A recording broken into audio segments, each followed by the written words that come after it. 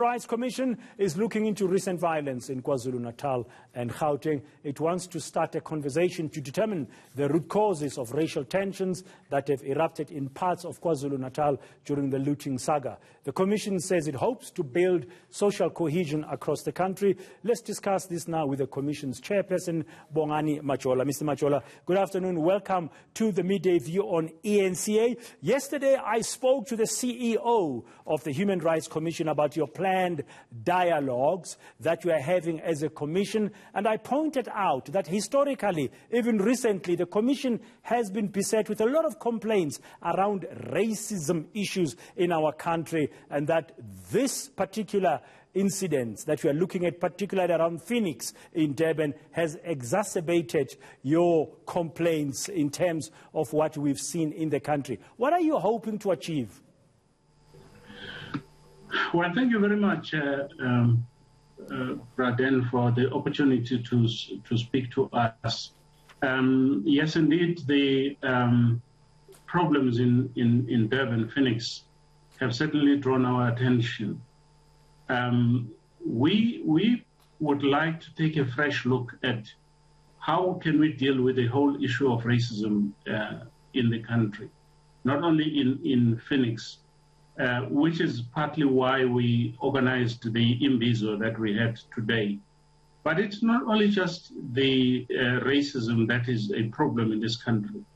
It appeared from the inputs that we had in the Imbizo that one of the problem, the major problem, is actually the inequality and poverty that our people have lived under for 2 decades and more. And that also needs to be highlighted and attended to as soon as possible. People who spoke said that some of the people that were arrested for looting, maybe many of them, were actually driven by hunger and need, because people need a sustainable solution to inequality, to particularly hunger and other related needs. Now, Mr. Majola, one of the matters that have been pointed out is that it's not news that South Africa is one of the most unequal societies in the world. When you mentioned inequality, we've known this for some time. Stats after stats, year in and year out, has been telling us that.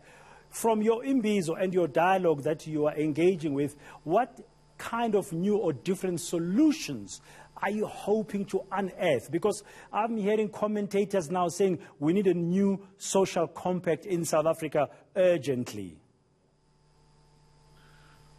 Well, Praden, we are hoping for new solutions, but we didn't go with preconceived ideas as to what are we going to get out of it. We thought that we should use the Imbizo as a source of information. And some of the new things that we learned was that there is a need to look much closer at the economic system that we have in this country, and that we need to look at the role of the state in intervening where people are facing extreme poverty and so on, that our economy doesn't allow that.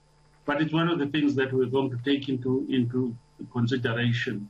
There is also concern about accountability, the issue of the accountability of government, that it's the poor that get arrested very quickly and prosecuted and locked up in jail, and that the people who are higher up, in the food chain, do not get treated like this, and that this has an impact on the rule of law and respect for human rights in the country, and that we need to look at. We were told also that we need to hold the government much more accountable. There were many suggestions. I wouldn't be able to go through them. We are meeting on Monday morning to try and sift through the amount of very valuable contributions that we got at the Imbizo today. And maybe in the course of the week, one can come back with a much more coherent story as to what we got and where we think we're going with that. Yeah, but it was certainly a very useful engagement. It drew more than 150 people who participated in it. Yeah, I was about to say, it looks like it was very useful pointing out the root causes being inequality, the economic system, accountability, government. Just having seen how South Africans responded, I'm just thinking, I don't know if it came up, if you are able to share that, how people responded to say, stop the looting, not in our name, we are protecting the malls, this is not South Africa, and people from across the board coming together late last week to say, no, we can't have this anymore in our country. Did any of the participants in your Imbizo come up with the thing that it's not only government that must resolve the problems, but it is also in our hands as citizens to do something in terms of active citizenship? Did any of that come up at all? Very briefly, sir. Yes, it actually did come out right at the beginning of the Imbizo when Silo Hatang of the Mandela Foundation, or of the Nelson Mandela Foundation, spoke. That actually, if we look at it, this unrest, 7 out of the 9 provinces, people there did not actually participate in the looting and the violence and so on. And that out of those provinces where the looting took place, there were people who actually stood up and said, not in our own name. And that therefore, not everything is lost, and that we should try and build onto that. And then there were voices that said, the Commission should intensify popular education about rights and especially responsibilities, so that people should be aware of what they may or may not do, and that this should be undergirded by the support and protection from poverty.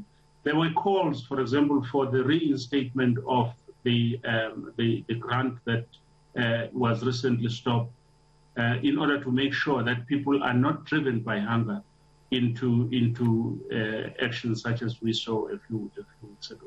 Yeah, so there's a lot of work to be done as you probe those racial incidents in KwaZulu-Natal, but the bigger picture is around inequality. I would love to talk to you again here on eNCA further to see what more have you been able to get out of the inputs that you got from those 150 participants in your Imbizo. Thank you very much, sir. That's the chairperson. They're available.